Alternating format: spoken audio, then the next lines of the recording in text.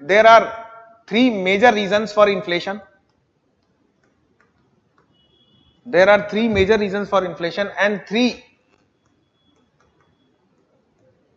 minor reasons for inflation.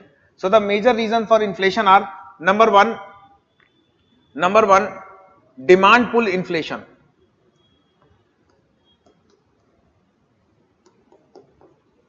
Demand pull inflation. Now in demand pull inflation, if you see, okay, in demand pull inflation, if you see, the inflation is because of increase in money supply. Okay, inflation is because of increase in money supply. And in yesterday's class,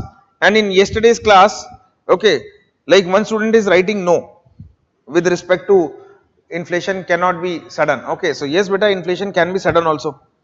Okay, the student who is writing no, so I would like that you talk to me after class, okay, or you can say after 4 p.m. okay, or why you are writing no, you justify your reason also.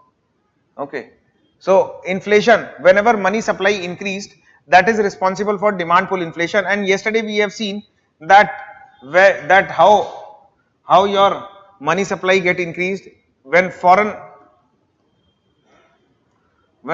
currencies is coming to your country. So you can say whenever any foreigner is coming to your country, okay, or you go outside and come out from the foreign country by taking money. So whenever any foreigner is coming to the country, so you don't think that foreigner is coming, you think in this way that money is coming, okay. So ultimately if suppose any foreign company want to set up a plant in India, so you think that money is coming, clear. So foreign currency. Second, we have seen that it is through RBI printing. Okay, and third, we have seen that it is black money, money laundering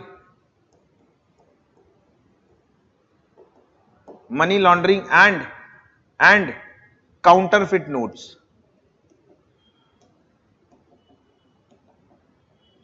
Okay, counterfeit notes. So you can say fake currency. So first is demand pull inflation. Okay, first is demand pull inflation. So this is one of the major reason. Second, if you see, another reason for inflation is cost push inflation.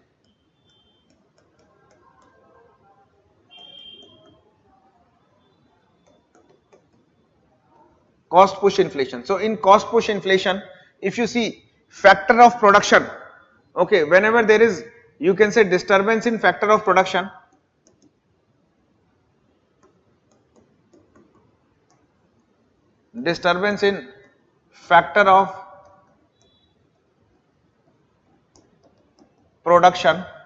So for example,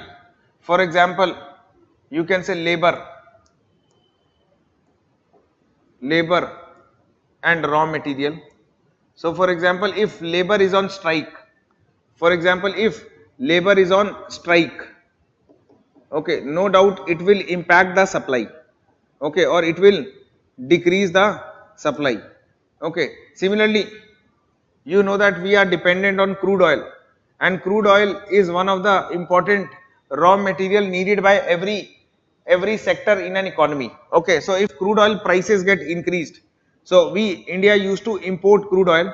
Okay, so you know that India is dependent on the import of crude oil, and if they increase the prices, so it means factor of production get disturbed, so it means raw material prices get increased, so ultimately it is also going to affect the supply.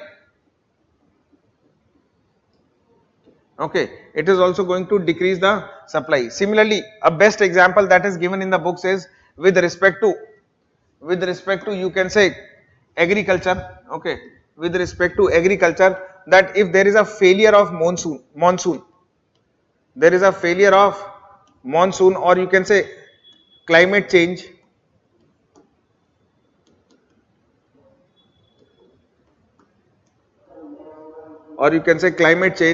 now this is responsible for failure of food grains,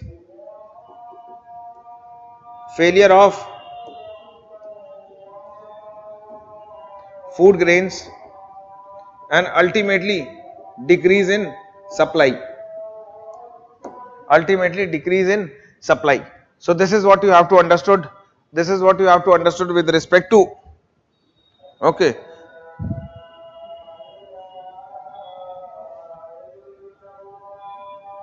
Okay, this is what is respect to this thing, clear? Okay, this is what is respect to, you can say, cost push. Okay, so in cost push, disturbance in factor of production. So can we say that if you see demand pull inflation, in demand pull inflation, whenever money supply get increased, okay, so you can say in demand pull inflation, demand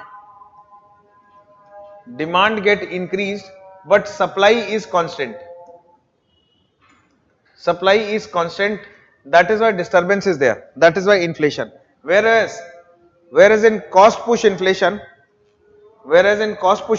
you will see that demand is constant,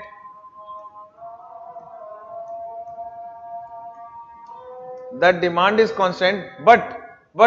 supply get reduced, clear? So this is a situation of cost push, clear? Now there is one question, one student has asked a question that, sir, can we say demand pull inflation is good for economy because it will provide incentive to produce more? See, again the answer I have already given to you. Like as I told you that if you know in advance, that money supply is increasing, if you know in advance that money supply is going to increase and you are prepared for that, means you increase your supply as per the increased money supply, yes, in that case it is good. But if money supply increased suddenly, okay, if money supply get increased suddenly, means you don't know about it or your economy is not prepared about that, then it is responsible for inflation, that is trotting galloping inflation, okay, or you can say moderate and high level of inflation. So ultimately in that situation we have to snatch the amount or absorb the increased demand pull or increased money supply, so that economy get prepared by increasing the supply, and then we will release back, clear? This is what I told you earlier also, clear? I hope the student who has asked this doubt, it is clear to you. Okay, clear? Please tell me, is it clear to you,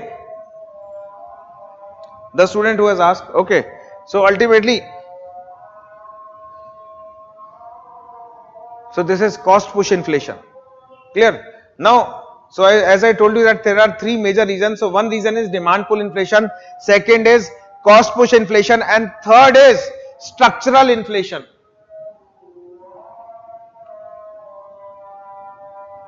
Third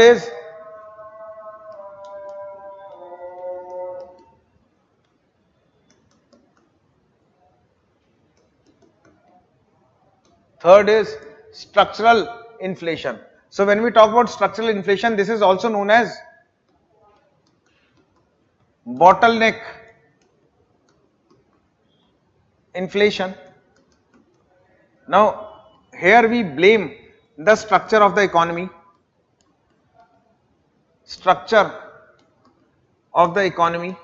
or you can say directly, indirectly we are blaming the economic policies with respect to infrastructure. Economic policies with respect to infrastructure. Okay, so you can understand in this way also, like if this is the highway, that is A to B, okay, or you can say you are planning to go to some distance or to some place, that is from A to B. So one way that you can go through a quality highway, another way that road quality is like this, okay. So no doubt both will take you from the destination A to B, but you will observe that in this you will consume less fuel, whereas in this you will consume more fuel. So ultimately, if suppose food grains are transported from this place to this place using this route, so ultimately whatever food grains you are transporting, that require, or you can say transportation cost will increase, and ultimately inflation. Okay, so you can understand in this way. For example, there is a wastage of food grains worth rupees 90,000 crore, because of poor storage and transportation quality.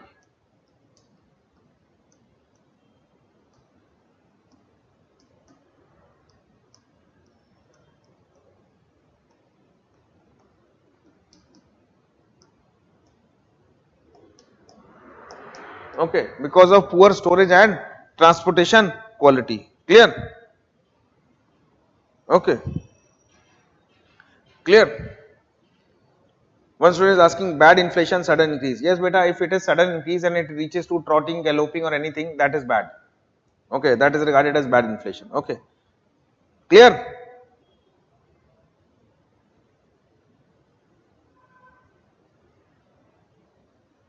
Okay. So is it clear to everyone that structural inflation is because of you can say bottleneck, or you can say also called as bottleneck inflation. So here you blame infrastructure. Okay. Is it clear to everyone? Okay.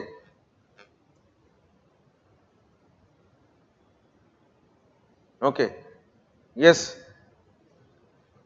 One of the student Karan is saying, sir, easily we have brought one scheme like warehouse has to be developed with the help of primary agriculture credit cooperatives. Okay. So you can say we are developing warehouses with the help of cooperatives. Okay. That is why cooperative ministry has announced this thing. Clear? Okay.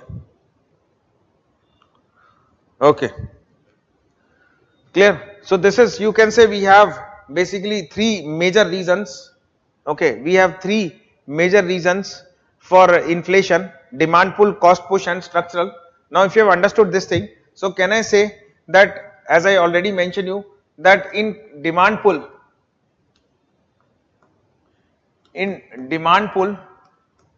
demand side get disturbed, or you can say demand increased, whereas supply is constant. So ultimately here the demand is the problem. Demand has led to the inflation. Okay. Whereas in cost push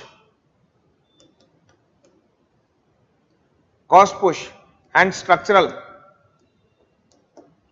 we can say that supply side get disturbed or supply get decreased. Okay, supply get decreased, and that is responsible for, or whereas demand is constant,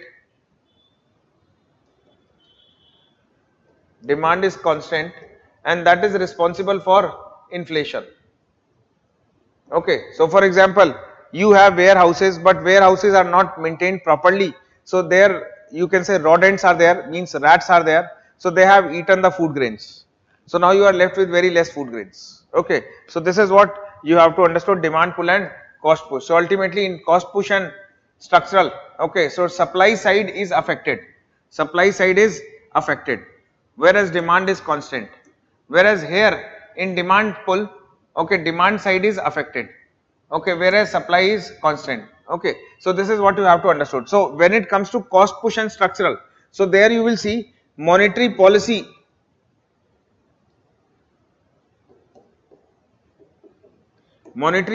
has no role, or you can say very less role. Okay, no role, or you can say very less role. So ultimately here in this cost push and structural, so for example, if monsoon is not there, if proper monsoon is not there and food grain get disturbed, okay, or food grain get damaged, so in that scenario you are not going to increase the repo rate or decrease the repo rate thinking that monsoon will come.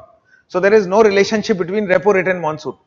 Okay, or you can say tools of monetary policy and monsoon. Clear? So ultimately in that scenario there is no choice. Okay, there is no choice. So you can say the solution for cost push and structural is fiscal policy. Okay, the solution for cost push and structural is, okay, the solution for cost push and structural is, you can say, fiscal policy. Okay, fiscal policy.